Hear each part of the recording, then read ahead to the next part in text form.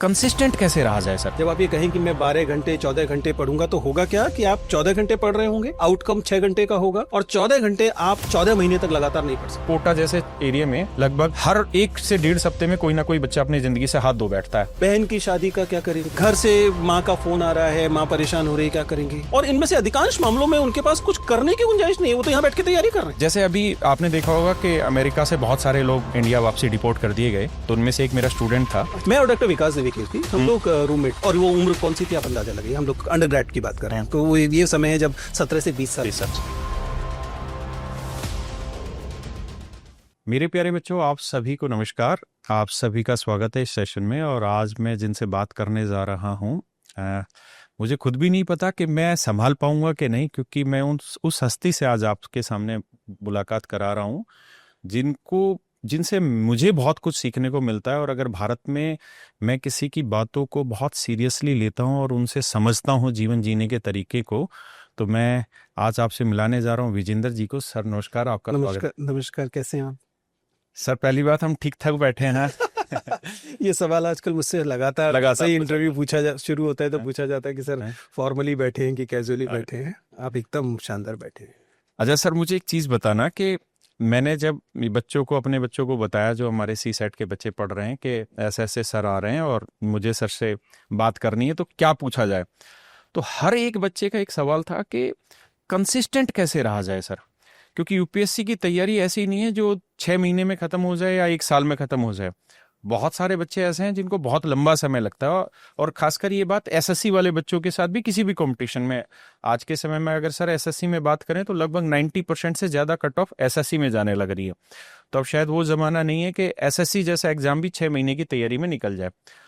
तो और मैंने ये सवाल बहुतों से पूछा, लेकिन मुझे सेटिस्फैक्ट्री आंसर नहीं मिला। तो मैं आपसे जानना चाह रहा हूँ कि एक बच्चा किसी चीज़ में कंसिस्टेंट कैसे रह पाए। देखिए राकेश जी, ये सवाल सिर्फ ऐसा नहीं है कि आप इस सवाल से जूझ रहे हैं। सच्चाई ये है कि इस समय देश के तमाम युवाओं को ये सवाल परेशान करता है। इसकी कई वजह हैं। पहली वजह तो जैसा आपने कहा कि परीक्षाओं की में जो कॉम्पिटिटिवनेस है वो अब इतनी बढ़ गई है कि हर किस्म की परीक्षा, जिसमें एसएससी मतलब वनडे एग्जामिनेशन भी शामिल है और सिविल सर्विसेज भी शामिल है, उसमें लगातार कंसिस्टेंसी की डिमांड ज़्यादा बढ़ने लगी है। लेकिन इसके साथ एक दूसरी चीज़ वजह भी है जो कि समाज से निकल कर आ रही है।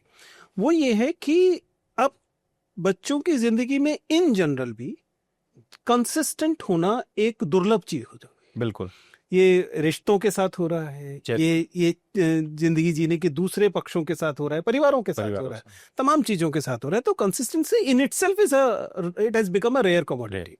ये एक परेशानी है जिस वजह से वे विद्यार्थी, और खासतौर से अगर जब आप ये ट्रांजिशन की बात करते हैं ना कि एक एसएससी की परीक्षा की तैयारी करने वाला विद्यार्थी है, वह अगर यूपीएससी की परीक्षा की दुनिया में जाएगा तो जिस चुनौती को सबसे ज्यादा महसूस करेगा उसमें से एक कंसिस्टेंसी का मामला है। क्योंकि बहुत बार ये कहा गया कि वनडे एग्जामिनेशन 100 मीटर डैश की तरह होते हैं कि आपने अच्छे से तैयारी की और पूरी ताकत लगा के झोंक दिया अपने आप को और 6 महीने में 8 महीने में आपने निकाल लिया। हालांकि जैसा आप कह रहे हैं कि अब ये मामला मुश्किल होता जा रहा है, क्योंकि एसएससी का भी जो साइज है, जो युवा जो कोशिश कर रहे हैं, उनकी संख्या बहुत बहुत ज्यादा हो गई है। और यूपीएससी में तो ये और भी ज्यादा परेशान, क्योंकि यूपीएससी को कहा गया कि 100 मीटर डैश नहीं है, मैराथन है, जिसमें कि लगातार। अब सवाल है कि इसको साधा कैसे। मेरा मानना है कि इसको साधने में जो पहली चीज आपको करनी है वो ये है कि you need to have a plan and then you have to work according to plan. और इसमें जो इंपॉर्टेंट फैक्टर है वो ये है कि प्लीज घंटे गिनने के हिसाब से मत पढ़िए। जब आप ये कहें कि मैं 12 घंटे 14 घंटे पढ़ूंगा तो होगा क्या कि आप 14 घंटे पढ़ रहे होंगे, आउटकम 6 घंटे का होगा और 14 घंटे आप 14 महीने तक लगातार नहीं पढ़ सकते। उसमें फिर बीच में ब्रेक आएंगे और वो ब्रेक हर बार आपको पीछे की तरफ खींचेंगे। इसलिए you need to have a plan, पहली बात। और ये प्लान रियलिस्टिक प्लान होना चाहिए। इसमें बेसिक बात है बैलेंस होना चाहिए। अगर आप अपनी जिंदगी से बहुत जरूरी चीजों को काट कर केवल तैयारी के नाम पर लगाते हैं, जिसमें कि आपने मान लीजिए माता पिता से बात करने को भी काट दिया, आपने अपने स्वास्थ्य का ध्यान रखने को काट दिया, जो चीजें जिंदगी के लिए बेहद जरूरी हैं आपने उन सबको काट दिया और कहा कि मैं इन सबसे 12-15 घंटे निकाल लूंगा और मैं रोज पढ़ूंगा। ऐसा आप 2 दिन कर सकते हैं, ऐसा आप हफ्ते भर कर सकते हैं, ऐसा आप 10 दिन कर सकते हैं, बिल्कुल। उसके बाद आप नहीं कर पाएंगे। इसलिए 8-8-8 जो कहा जाता है 8-8 घंटे के 3, मतलब आप 8 घंटे आराम कीजिए। आराम करने में सोना भी शामिल है, दूसरे आराम भी शामिल है। 8 घंटे आप काम कीजिए। आपके लिए काम क्या है? पढ़ाई। आप पढ़ाई कीजिए और 8 घंटे आप अपना लेजर रखिए। आप अपना वे चीजें कीजिए जो आपको पसंद है। इसमें दोस्तों से मिलना हो सकता है, इसमें कला हो सकती है, इसमें फिल्में हो सकती हैं, इसमें दूसरी तमाम चीज। जब आपकी जिंदगी में संतुलन होगा तो ये कंसिस्टेंसी एक एडिशनल मांग नहीं होगी, ये जीवन के अंदर से उपज रही होगी। आप जैसे खेलने ना खेलने से आपको बेचैनी होती है, ऐसे ना पढ़ने से आपको बेचैनी होनी शुरू हो जाएगी। तो 8 घंटे, और 8 घंटे पर्याप्त है। बाकी जो लोग ज्ञान देते हैं कि 12 घंटे 14 घंटे, ईमानदारी की बात है कि 12 घंटे 14 घंटे मानवीय तरीका नहीं है 1.5 साल 2 साल के लिए। ये 6 महीने के लिए हो सकता है। परीक्षा से 1 हफ्ते पहले, परीक्षा से 1 महीने पहले आप 12 घंटे भी पढ़ सकते हैं, कोई बुराई नहीं है। तो मेरे ख्याल से balance is the key. Balance brings consistency. अब सब मेरा अगला सवाल इसी चीज पे है कि एक वक्त था जब आप लोग पढ़ते थे, लेकिन उस समय बैलेंस करना शायद ज्यादा आसान होता था आज की बजाय। कारण क्या है कि उस समय इतने हर्डल नहीं होते थे, है ना। उस समय ऐसे सोशल मीडिया टाइप कुछ एक्टिविटी नहीं होती थी जो आपको रोकता था आपके उद्देश्य तक पहुंचने के लिए।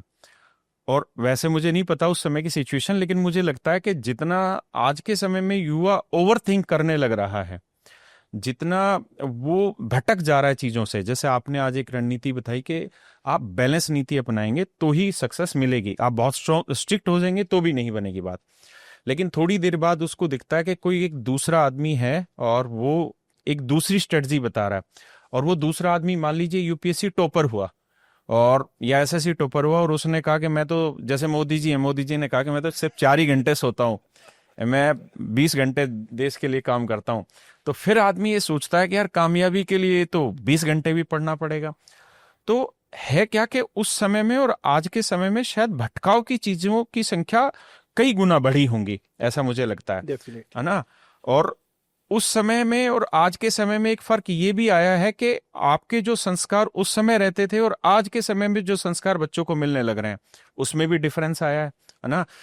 और कहीं ना कहीं बच्चा अपने कैरियर को लेके, कंपटीशन को लेके कुछ इतना भी व्याकुल हो जाता है। जैसा आपने देखा होगा कोटा जैसे एरिया में लगभग हर 1 से 1.5 हफ्ते में कोई ना कोई बच्चा अपनी जिंदगी से हाथ धो बैठता है।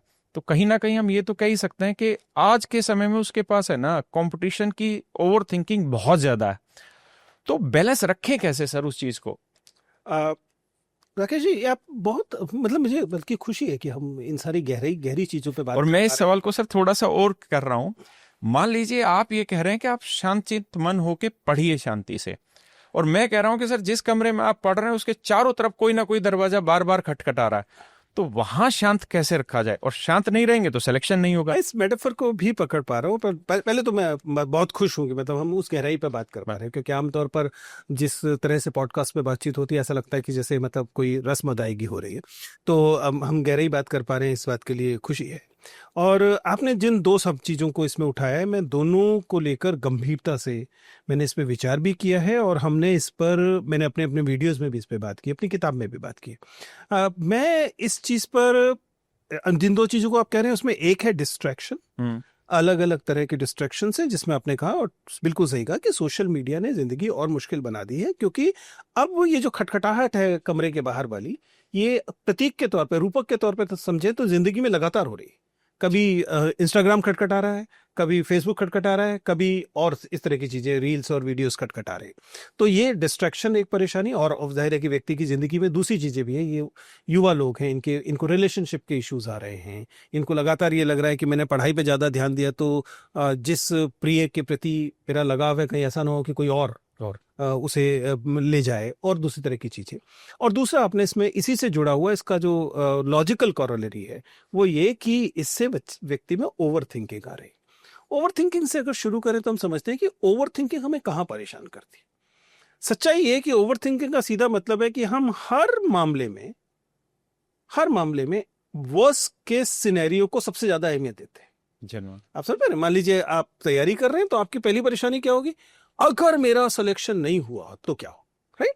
आपने क्या सोचा? आपने वर्स्ट केस सिनेरियो सोचा। यहाँ तक कि आप एक छोटा सा सवाल अगर करें कि मान लीजिए आज मैं आधा घंटा पढ़ना चाहता हूँ, या मैं आज आधे घंटे का ब्रेक लेना चाहता हूँ, तो उसमें भी आप ऐसा नहीं कि उसको छोटी मोटी चीज सुनेंगे, आप उसका भी वर्स्ट केस सिनेरियो सोचेंगे, और वर्स्ट केस सिनेरियो आपको फिर उसके साथ एक तरह का जैसे डोमिनोज इफेक्ट होता है, वर्स्ट केस सिनेरियो से एक फर्दर वर्स्ट केस सिनेरियो होगा, उससे और फर्दर वर्स्ट केस सिनेरियो होगा, and as a matter of fact you start enjoying your misery.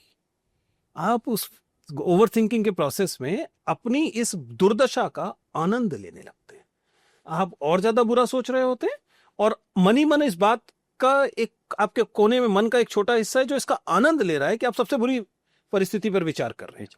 सच्चाई ये है कि जिंदगी हमारे वर्स्ट केस सिनेरियो से बहुत ज्यादा सुंदर है।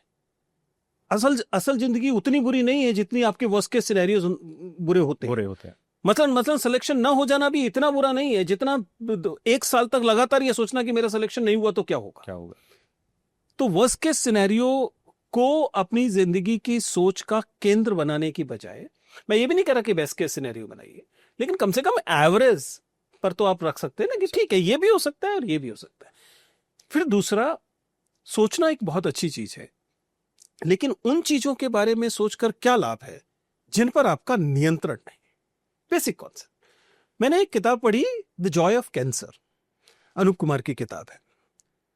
ये कैंसर से प्रताड़ित व्यक्ति की, जैसे उसे कैंसर के बारे में पता लगता है, जाहिर है कि बाकी सब जो होता है मेडिकली वो तो होता ही है, उस व्यक्ति की मनोदशा बहुत बुरी हो जाती है।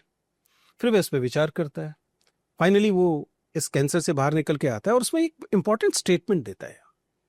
ये कहता है कि जब मैंने हिसाब लगाना शुरू किया कि इसके इलाज में कितना पैसा लगेगा, जब मैंने हिसाब लगाना शुरू किया कि मैं मर जाऊंगा तो मेरे परिवार और बच्चों का क्या होगा, तो मुझे लगा कि मेरी तबीयत ज्यादा खराब हो रही है। फिर उसमें विचार करने के बाद मैंने तय किया कि जिस चीज को मैं यहाँ हॉस्पिटल के बेड पे पड़े रहकर कुछ कर नहीं सकता, इन एनी केस पैसे का इंतजाम मेरे परिवार के लोगों को ही करना पड़ेगा। स्वाभाविक बात है ना, मैं तो मरीज हूं, मैं कैसे करूंगा। तो फिर उसके बारे में चिंता करने का क्या फायदा।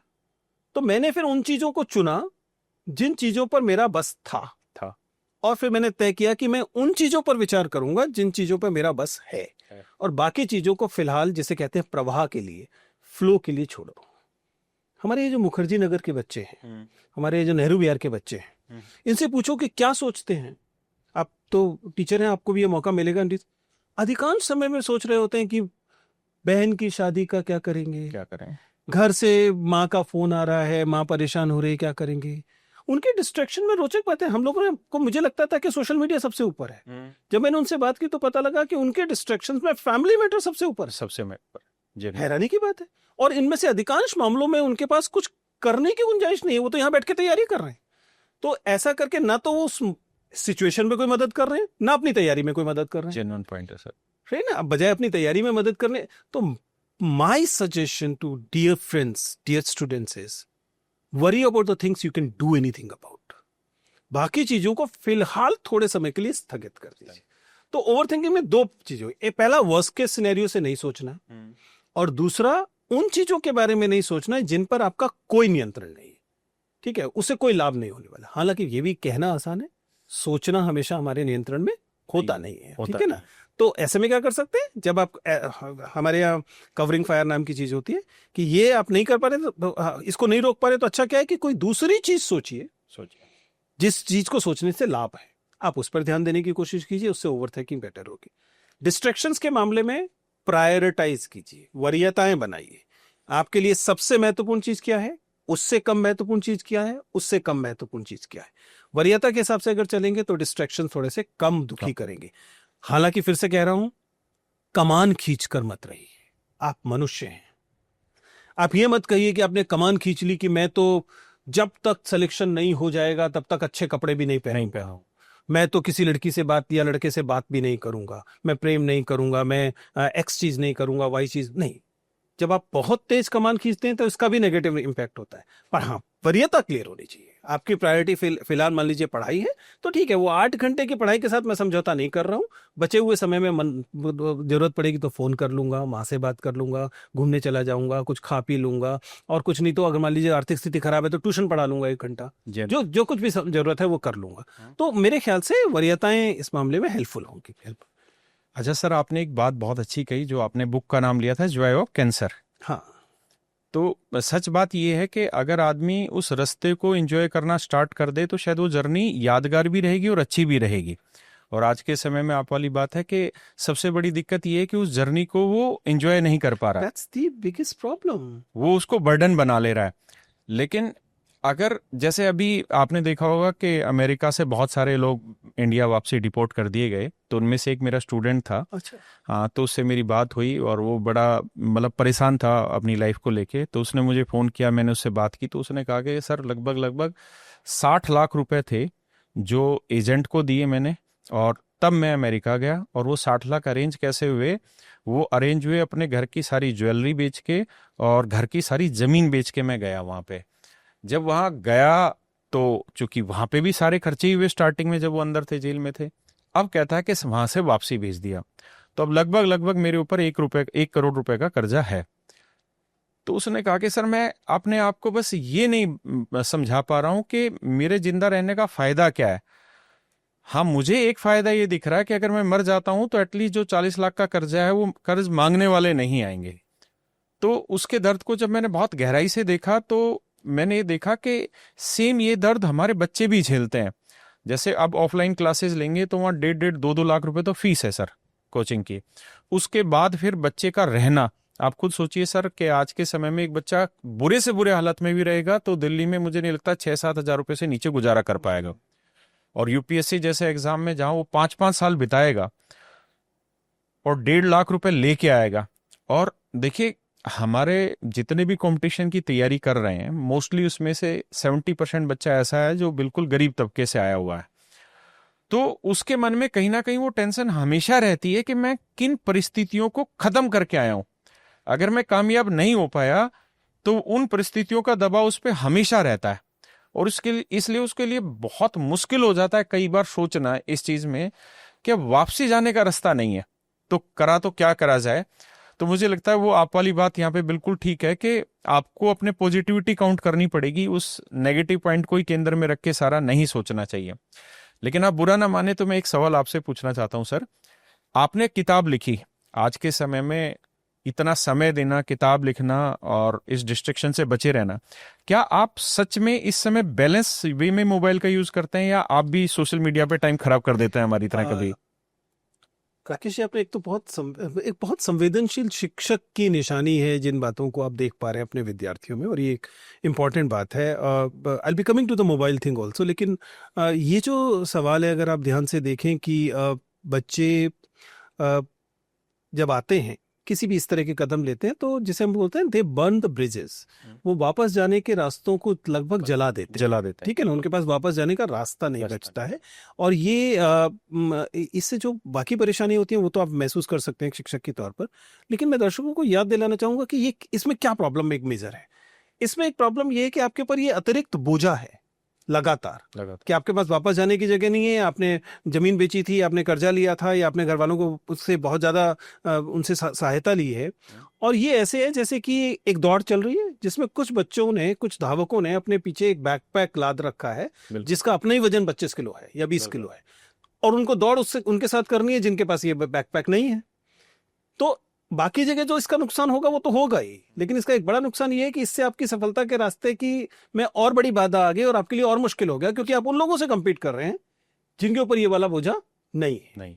और ये एक परेशानी है। बिल्कुल। तो इसमें क्या हुआ, इस बोझे को बोझे की तरह अपने ऊपर लाद कर चलने से, वो विक्रम और वेताल की तरह आपने एक वेताल लाद रखा है, बिल्कुल, वो वेताल आपको आपके मंजिल तक भी नहीं पहुंचने दे रहा। तो दोहरा नुकसान हुआ, एक तो आपके ऊपर बोझा है और दूसरा आप उस वेताल को उतार नहीं पा रहे हैं। तो मेरी सलाह तो ये रहेगी फिलहाल इस वेताल को उतार दीजिए। उतारें कैसे सर? उतारने का सीधा मतलब है कि देखिए थोड़ी सी बेशर्मी वाली बात है, लेकिन जो कुछ हो गया, पैसा खर्च हो चुका है, कर्जा लिया जा चुका है, सब कुछ इमीडिएटली उसका कुछ हो नहीं सकता, तो उसके बारे में ज्यादा सोचकर आप क्या अतिरिक्त उखाड़ लेंगे। ठीक है, तो इसका मतलब है कि फिलहाल उस पर विचार मत कीजिए, जो आपके हाथ में है फिलहाल उस पर ज्यादा ध्यान दीजिए, पहली बात। Now coming to the mobile thing, मतलब मैं ये दावा करूं कि मैं मोबाइल कम इस्तेमाल करता हूं, शायद सही नहीं होगा। हम लोग वे लोग हैं जिन लोगों ने हिंदी में सोशल मीडिया की शुरुआत की थी। बिल्कुल। मतलब 2003 में जब पहली बार यूनिकोड आया था, तब से हम लोग, उस समय तो मोबाइल नहीं था, हम लोग उसको कंप्यूटर पे करते थे, लैपटॉप भी नहीं था, इनफैक्ट डेस्कटॉप पे करते थे। और तब से अब तक लगातार मैं उसमें शामिल रहा हूं। तो मैं ये तो नहीं कहूंगा कि मैं कम इस्तेमाल करता हूं, लेकिन इतना जरूर है कि मैंने कुछ जुडिशियस इस्तेमाल सीखा है, जिसमें से एक वो चीजें जो डेलीगेट की जा सकती है वो मैंने डेलीगेट कर दी है। जैसे कुछ चीजें मैंने अपनी टीम को कहा है कि भाई ये काम अब आप करेंगे, ओके, मैं पोस्ट नहीं करूंगा, आप मुझे दिखा दीजिए कि सर जो अब वीडियो हो गया, आप एडिट करके दिखा दीजिए, और उसके बाद जब आ जाएगा तो मैं ओके कर दूंगा, आप उसे पोस्ट कर दीजिए। तो एक तो बड़ा स्क्रीन टाइम इससे कम हो जा रहा है। लेकिन फिर भी सच है कि ये कुछ समय तो मेरा ये लेते हैं। लेकिन आपको ये भी समझो, मैं 50-55 साल का व्यक्ति हूँ, मेरे पास अतिरिक्त समय अगर थोड़ा सा बिगड़ भी जाएगा तो मेरा अपना ही कुछ आर्थिक नुकसान होगा, इसके अलावा कुछ नहीं होगा। बिल्कुल। ये युवाओं पर लागू नहीं होता, बिल्कुल, क्योंकि आप जो अपॉर्चुनिटी कॉस्ट दे रहे हैं सोशल मीडिया पर ज्यादा समय देने की, वो मेरी अपॉर्चुनिटी कॉस्ट से ज्यादा है, क्योंकि आपके पास ज्यादा बड़ी जिंदगी है। मेरी तो रिटायरमेंट में 5-7-8-10 साल है, तो कोई फर्क नहीं पड़ेगा। हालांकि मैं उतना समय नहीं देता, मैंने कोशिश की है कि किसी भी तरह 3 घंटे से ज्यादा समय मेरा स्क्रीन टाइम में ना जाए। आइडियली विद्यार्थियों को इससे कम रखना चाहिए। अच्छा सर, एक आपने जैसे बुक लिखी, तो इस एज में आपके पास, जैसे हम लोग हैं, तो हम लोगों के साथ फ्रेंड्स हैं जिनके साथ हम उम्र के वाले दोस्त हैं, जिनके साथ हम हर तरीके की बातें करते हैं, एंजॉय कर लेते हैं। आपने बुक लिखी, इतना टाइम बुक में दिया, अपने आप को झोंका उस चीज को लिखने के लिए। मैं आपसे ये जानना चाह रहा हूँ कि बुक लिखते वक्त आपने, उसका पहला पॉइंट क्या था जब आपने बुक लिखी, कि ऐसा मतलब क्यों लिख रहे थे, उसके पीछे का रीजन क्या था? और दूसरा ये कि आपको यूपीएससी, खासकर यूपीएससी वाले सेगमेंट की मैं बात करूं तो हर एक बच्चा बहुत सीरियस सुनता है, और उसका सबसे बड़ा कारण ये है कि आप प्रैक्टिकल बात करते हैं। जैसे जो पीछे वाला सवाल था, तो बहुत सारे बच्चों ने मुझे कंप्लेंट भी की कि कई बार हम इस परिस्थिति में खुद नहीं आए, हमें यूट्यूब के थ्रू, सोशल मीडिया के थ्रू और मोटिवेटेड करके लाया गया। एग्जैक्टली, हम थे किसी और चीज में, हमारा माइंड था किसी और चीज में, लेकिन हमारे सामने ऐसे एग्जाम्पल रखे गए कि हम इस चीज में आए। तो मेरे 3 सवाल हैं सर। पहला ये कि आपने बुक लिखने से पहले क्या सोचा और कितना टाइम उसमें इन्वेस्ट किया, और परिणाम क्या सोचा था कि इससे क्या हासिल होगा आपको, क्योंकि इसको मैं एग्जैक्टली बच्चों के साथ रिलेट करना चाहता हूं। दूसरा मैं ये जानना चाह रहा था आपके साथ, आपसे, कि आप इस उम्र में, जैसे आपने कहा कि मेरा अब ज्यादा समय खराब होगा तो और क्या ही होगा, मेरे 5-7 साल रिटायरमेंट के बचे हुए हैं, आप इस समय अपनी लाइफ में कुछ मस्ती करते हैं नहीं यार दोस्तों के साथ? कभी फिल्म देखने जाते हैं, नहीं जाते हैं? मतलब अपने आप को, एक ही लाइफ पे तो मुझे नहीं लगता कि आप जैसा आदमी रुकेगा, वो चेंज करता रहेगा। तो आप अपनी लाइफ में क्या चेंज करते हैं? और तीसरा ये कि आपको कई बार ऐसा नहीं लगता कि हम जैसे और आप जैसे, खासकर आप जैसे, हम जैसों को लोग उतना सीरियस नहीं सुनते जितना आप लोगों को सुनते हैं, कि कहीं ओवर मोटिवेट होके भी बच्चा इस लाइन में आ रहा है जो डिजर्व नहीं कर रहा है, या जो उतना स्किलफुल नहीं है उस गवर्नमेंट जॉब के लिए वो आ रहा है, तो कहीं हम उन बच्चों के लिए गड्ढा तो नहीं खोदते जा रहे हैं? राकेश जी, फिर से मैं कहूंगा कि एक संवेदनशील शिक्षक ही इस तरीके से सोच सकता है, और आप इस बात को कह रहे हैं। यही वह कारण है जिस वजह से किताब भी लिखी गई है, और जो मेरी मुख्य चिंताओं में से है। देखिए, वे विद्यार्थी जो इस सरकारी नौकरियों की दोनों तरह, अब तो वनडे एग्जाम की स्थिति भी वही है, एसएससी एग्जामिनेशन हो चाहे वो यूपीएससी पीसीएस एग्जामिनेशन हो, इसमें आने वाले विद्यार्थियों में से अधिकांश का, और मैं ये I am saying it with some sense of responsibility, अधिकांश विद्यार्थियों का यह अपना खुद का सपना नहीं होता। ये सपना एल्गोरिदम्स उस विद्यार्थी के मन में बोती हैं, सीड करती हैं। एल्गोरिथम्स कैसे सीड करते हैं? वही, मान लीजिए आप विजन चौहान की रील देख रहे हैं, आपने थोड़ा सा रील ज्यादा देख ली, एल्गोरिथम को समझ में आ गया कि इस व्यक्ति को ये रील्स, ये वीडियोस और दिखाए जा सकते हैं। एक, दूसरा, तीसरा, 5वां, 10वां, 50वां वीडियो देखते देखते आपको नहीं पता लगा कि आपका सपना बदल गया। गोल डिस्प्लेसमेंट हो गया। आपके मन में ये सपना आ गया कि मुझे भी आईएएस बनना चाहिए, जबकि ऐसा पहले अदरवाइज आपका इरादा नहीं था, ना आपकी सोशल कंडीशन ऐसी थी, ना आपकी इकोनॉमिक कंडीशन ऐसी थी, ना आपकी जरूरत ऐसी थी। लेकिन इन वीडियोस, इन रील्स, इन शॉर्ट्स ने आपके मन में यह सपना बो दिया। और ये अकेली चीज के साथ नहीं हो रहा, आप क्या खाएंगे क्या नहीं खाएंगे के फैसले के साथ हो रहा है, आप क्या पहनेंगे क्या नहीं पहनेंगे के फैसले के साथ हो रहा है, आपकी लाइफ चॉइसेस के साथ हो रहा है, आप कौन से जगह को खाने में पसंद करेंगे, या आपके रोमांटिक पार्टनर्स कौन होंगे, पर्सनल लाइफ के सब फैसलों पर हो रहा है, आपके पॉलिटिकल लाइफ के फैसलों पर हो रहा है, आप किसे वोट डालेंगे किसे वोट नहीं। आपको लगता है कि ये आपका इंडिपेंडेंट फैसला है, आइडियली इन्फ्लुएंस अगर आप इन सारी चीजों को देखेंगे तो आपको समझ आएगा ये अब आप फैसला नहीं कर रहे हैं, अब एल्गोरिथम्स ये फैसला कर रही हैं।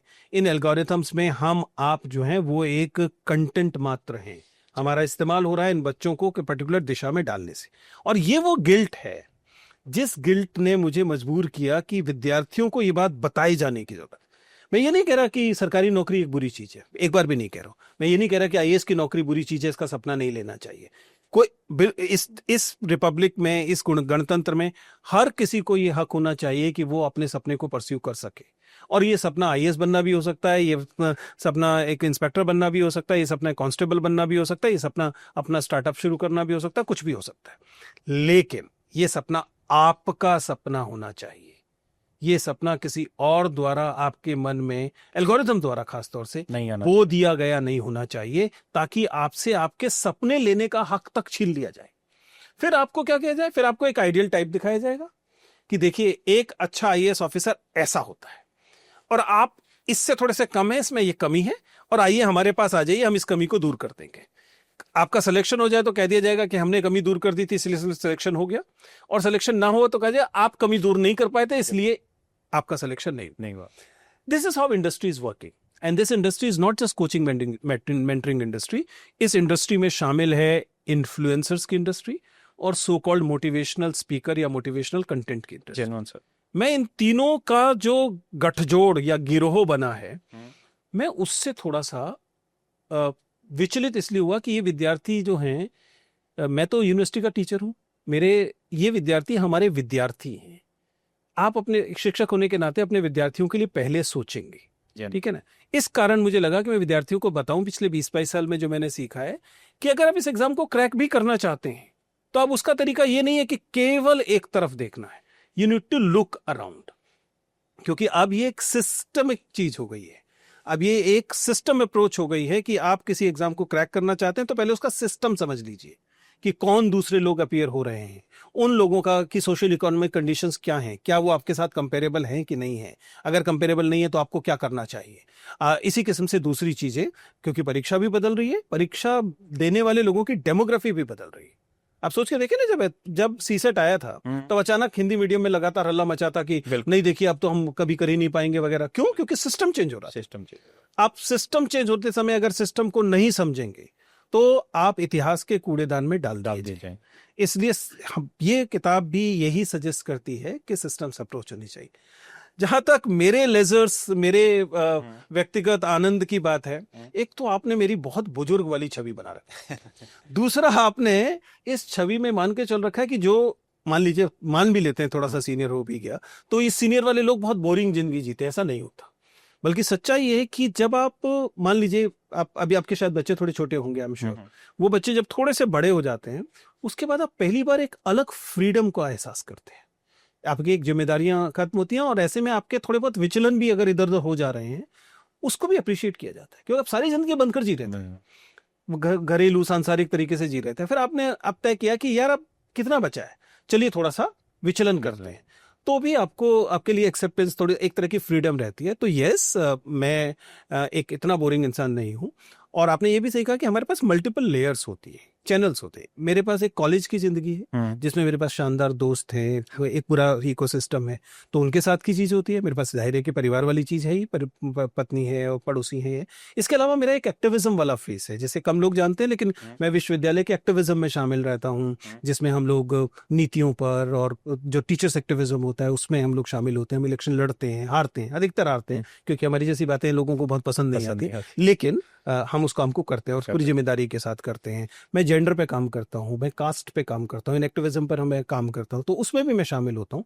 और ये सही है कि हम लोग हमेशा वो चुटकुले और फुलझड़ियों वाली जिंदगी हम सारी जिंदगी नहीं जी सकते, लेकिन ये भी आनंदकारी चीजें हैं और इसमें मैं काफी बिजी रहता हूँ। बल्कि बहुत सारे स्कूल कॉलेजेस, खासतौर से कॉलेजेस, IITs, NITs, इन सारी जगहों पे जाना भी एक पूरा काम हो गया है। साल में महीने में कम से कम 4 या 5 अलग अलग इंस्टीट्यूशंस में जाना, विद्यार्थियों से बात करना, वो भी अपना एक आनंद है, वो भी होता है। तो क्वाइट अ बिजी टाइम। मेरा ये सवाल पूछने के पीछे रीजन ये था, ये बच्चों का नहीं था, मेरा खुद का सवाल था, क्योंकि मैं देखता था आप जब इतनी गहरी बातें करते हो तो मुझे ऐसा लगता है कि यार ये आदमी हमेशा पढ़ता ही रहता होगा, पढ़ता ही रहता होगा, जिंदगी में कुछ बचा है कि सिर्फ पढ़ाई पढ़ाई पढ़ाई, और सिर्फ मतलब इतना डीपली रिसर्च में ही लगे रहते हैं। इसका ठीक विपरीत है। जिन बातों को मैं अधिकतर बोलता हूं उनमें से कम बातें मैंने किताब से हासिल की है। किताब पढ़ना मुझे पसंद है। सर मैं जैसे ऐसे कहना चाह रहा था, मैं ये पूछना चाह रहा था कि जैसे आप मतलब बहुत बड़े शिक्षाविद हो और बच्चों की नजर में, हम जैसे टीचरों की नजर में बहुत बड़े हैं, कभी आप इस सोरा से बाहर आके भी अपने यार दोस्तों के साथ बातें करते हैं क्या sir? We too, I mean, पता नहीं कैमरे पे ये बातें कहनी सही रहेंगी कि नहीं रहेंगी। मैं और डॉक्टर विकास देवी कीर्ति, हम लोग रूममेट थे, क्लासमेट थे, डिबेटिंग टीम के। तो आप सब, और वो उम्र कौन सी थी आप अंदाजा लगाइए, हम लोग अंडरग्रेड की बात कर रहे हैं, तो वो ये समय है जब 17 से 20 साल के बीच में। तो दोस्त कैसी बातें करते होंगे, दोस्त किस किस्म की बातें करते होंगे। अब भी हम लोगों को जब मौका मिलता है, तो हम, जब कोई कैमरा सामने ना हो और आसपास दूसरे लोग ना हो, तो हम लोग उसी गाली वाली भाषा में वापस जाते हैं। एग्जैक्टली यही पूछना चाह रहा था सर, हम लोग उसी गाली वाली भाषा में बात करते हैं, और जो छेड़खानी हो सकती है, चुहल हो सकती है, वो करते हैं। और कभी कभी हाथ पांव भी चला लेते हैं और इस किस्म की चीजें करते हैं। हालांकि अनफॉर्चुनेटली अब ये ध्यान रखना पड़ता है। पहले क्या होता था कि इसके लिए आपको बाकायदा ध्यान रखना पड़ता है कि इवन जो हमारा, मान लीजिए विकास के साथ हम लोग हैं या मेरे साथ, तो हम लोगों की टीम के लोग भी आसपास ना हो, ऐसा ध्यान रखना पड़ता है। केवल परिवार के लोगों के सामने कभी कभी थोड़ी बहुत फुलझड़ियां चल जाती है, अदरवाइज हम लोग एकदम अकेले होते हैं तभी ऐसा करते हैं। कभी कभी तो हम लोग घर से निकल गए हैं, अब तो कुछ समय से नहीं हो पाया है, जिसमें हम लोगों ने गाड़ी उठाई और निकल गए, और फिर बाहर जाकर एक दिन रह गए, कहीं आ गए, घूम कर आ गए, ये सब भी किया है। बस मैं यही जानना चाह रहा था, और मैं अपनी रोबोट से जानना चाह रहा था ना कि इतना पढ़े लिखे वाली बातें होती हैं और कहीं ऐसा ना हो कि जीवन सिर्फ इसी दिशा में हो। पर ये जान के बहुत अच्छा लगा कि सर आप लोग मतलब मस्त रहते हैं, और कोई टाइम ऐसा भी आता है, चाहे वो 10 दिन में आया, 20 दिन में आया, 1 महीने में, जब आप इन सारे तंत्र से बाहर रह के बात करते हैं, कोशिश करते हैं। अब ये बात आपका बिल्कुल सही है, क्योंकि देखिए अब क्या होगा ना, आपने भी महसूस किया होगा या निश्चित तौर पे आपके साथ भी होगा, जब आपको लोग पहचानने लगते हैं तो आपकी प्राइवेसी वाला मामला भी थोड़ा सा गड़बड़ाता है। अब एयरपोर्ट पर हूँ या बाकी जगह हूँ, तो वो अब उस पैमाने पर नहीं, मतलब जैसे बहुत सारी छोटी सी चीजें, मैं वाकई ये चाहता हूँ, पर लोगों, मैं एक इंजीनियर था, मतलब इंजीनियर की, तो मुझे हार्डवेयर की दुकान पे जाके सामान लेना और उसके आधार पे अपने आप सामान को तैयार करना, ठीक करना पसंद है। इसलिए नहीं कि मैं मैकेनिक अफोर्ड नहीं कर सकता, लेकिन अब मैं काफी समय से ये नहीं कर पाता, क्योंकि आप हार्डवेयर की दुकान पे जाके देखें, ओ एक नया औजार आया है और आप उसे खरीद लें, वो अब नहीं हो पा रहा है, क्योंकि आसपास के हार्डवेयर की दुकानों पे जब आप जाते हैं तो आपको सेल्फी देनी पड़ जाती है। अब सेल्फी देनी पड़ जाएगी तो आपको परेशानी शुरू हो जाएगी।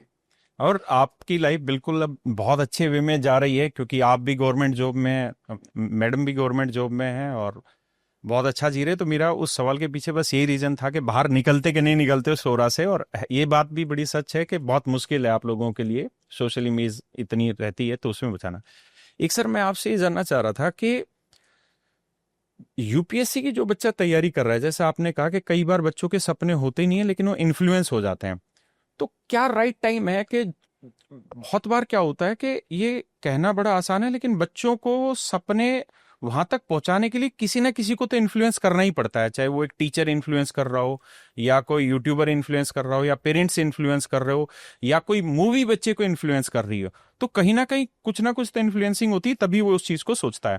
तो आपके हिसाब से क्या राइट टाइम है सर, जिस समय हमें अपने बच्चों को या बच्चों की हॉबी पहचाननी चाहिए या उसके इंटरेस्ट पहचाननी चाहिए और उसके हिसाब से उसको तैयार करना चाहिए, या उसके सपनों को धीरे धीरे बिल्ड करना चाहिए? जैसे मान लीजिए मेरा बच्चा अगर वो आईएएस बनना चाहता है, तो उसे कोई ना कोई तो ऐसी चीज मिली होगी जिसको देख के वो आईएएस की तरफ प्रेरित हुआ होगा, वो कोई भी माध्यम हो सकता है। लेकिन मैं एज ए पेरेंट्स उसको किस मोमेंट पे, किस टाइम पीरियड पे उसको उसकी रुचि पहचानूं, क्या तरीका हो सकता है, और किस समय पे उसको उस तरफ डाइवर्ट करूं मैं?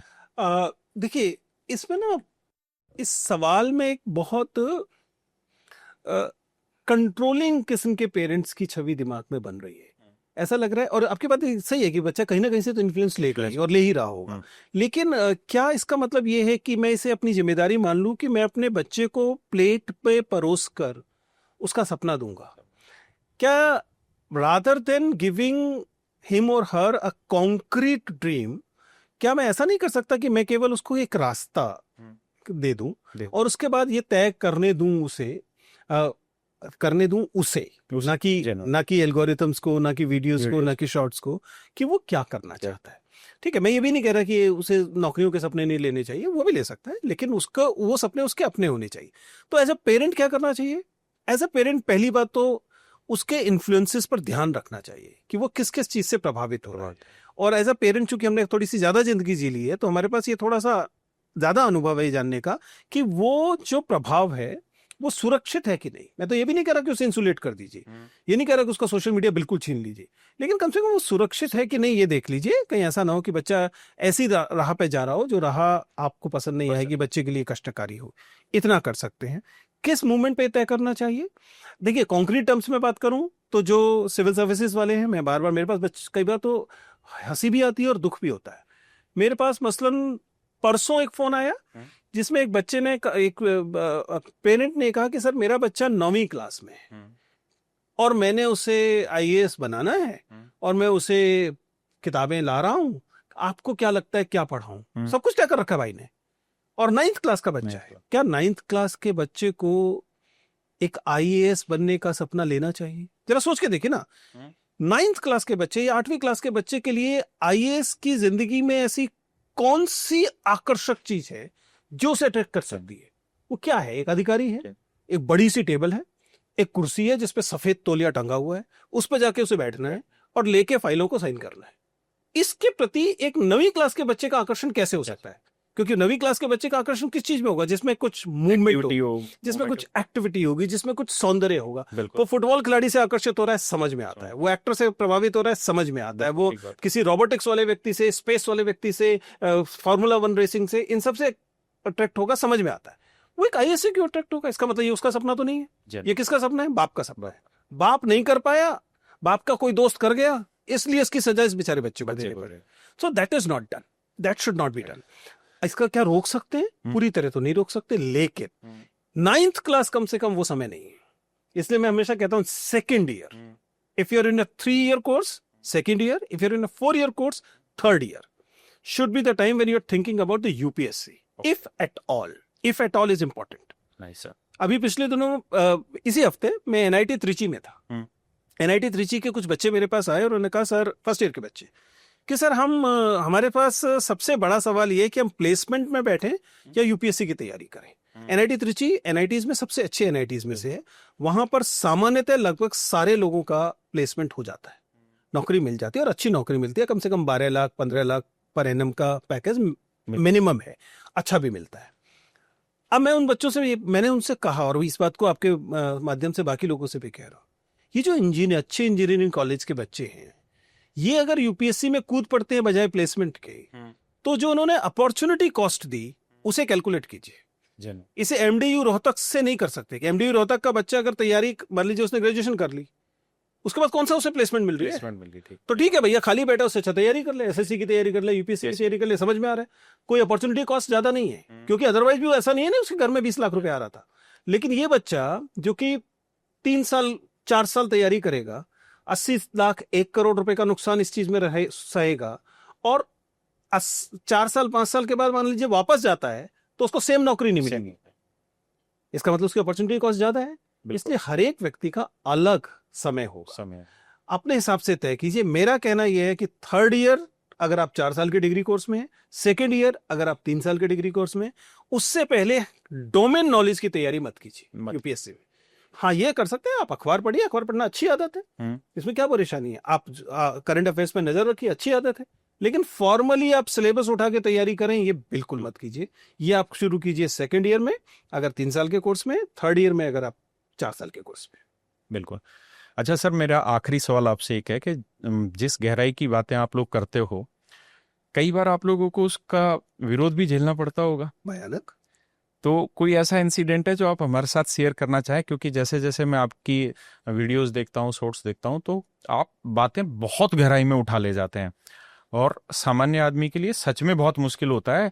बहुत लोगों को लगता है कि आप अपोज कर रहे हो हमारी जो हमें पसंद है चीज।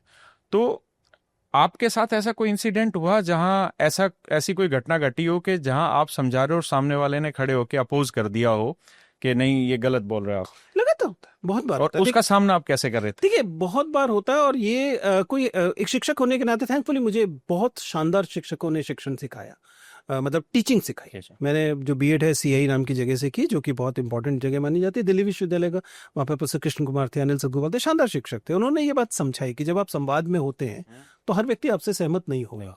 आपके अंदर वो हाजमा होना चाहिए कि ऐसा नहीं है कि आप टीचर हैं तो मेरे खिलाफ कोई कैसे बोल गया वाली स्थिति हो। और अब तो आप इस बात को समझिए, आप एक व्यक्ति हैं जो ये बात सोच रहे हैं, और ये जो सोच है ये कहां से आ रही है? ये सबसे पावरफुल जगहों से आ रही है, पॉलिटिकली पावरफुल जगहों से आ रही है, ये सोशली पावरफुल जगहों से आ रही है, टेक्नोलॉजिकली पावरफुल जगहों से आ रही है। सारी टेक्नोलॉजी चाहती है कि आप इस तंत्र में फंसे रहें, समाज चाहता है आप इस तंत्र में फंसे रहें जिसमें आपका परिवार शामिल है।